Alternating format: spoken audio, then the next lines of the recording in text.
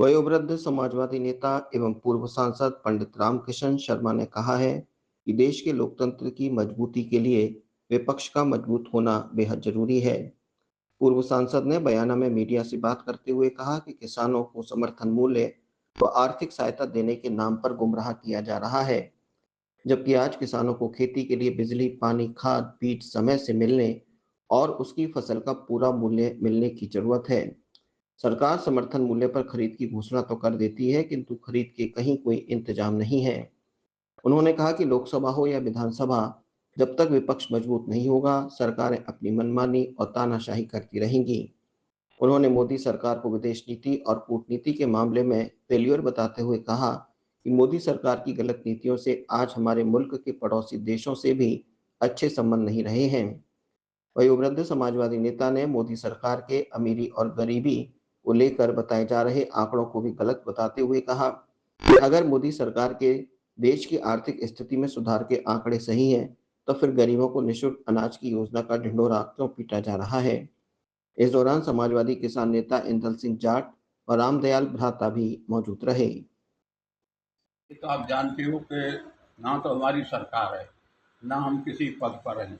लेकिन बिना सरकार और बिना पद के हमने जो संघर्ष किया और उसके जो नतीजे आए हैं, अगर हमारे पूर्ववर्ती लोग और वर्तमान लोग भरतपुर की समस्याओं को लेकर संघर्ष करें, तो वो हमसे ज़्यादा सक्षम हैं, उनकी बात ज़्यादा सुनी जा सकती है, उनकी सरकारें भी हैं। तो एक मुद्दा तो है कि अखिल भारतीय आधार पर एक नई बात समझ में आ रही है। आजकल आप अखबार पढ़ रहे होंगे, मोदी जी ये कह रहे हैं, आज के अखबारों में पढ़ा होगा आपने, गरीबी खत्म हो गई। यानी जब मोदी ने सरकार बनाई थी तो वो कहते थे उस समय गरीबी थी 29%, 29% से कुछ ज़्यादा, और अब रह गई है 12% से कुछ कम। गरीबी रह गई, आज के अखबारों में भी है। तो हमारा सवाल ये है, जब गरीबी खत्म हो गई है, तो आपने जो फ्री अनाज दे रहे हो, जब गरीबी खत्म हो गई, तो इस फ्री अनाज देने के तो आपने तो 28 तक का समय बढ़ा दिया। अगर इस पैसे को, अगर या तो गरीबी आंकड़े गलत दे रहे हो या फिर ये बात गलत है, दोनों में से एक चीज़ गलत ज़रूर है।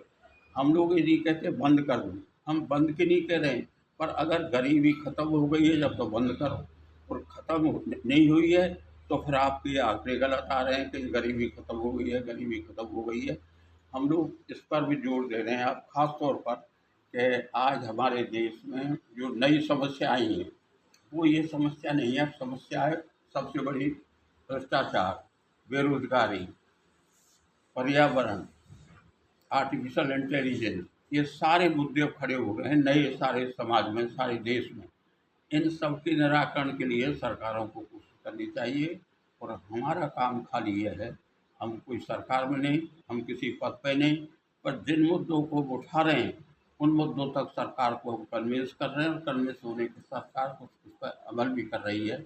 इसी संबंध में आज खास तौर पर चर्चा करनी थी। मुद्दे तो हज़ारों हैं,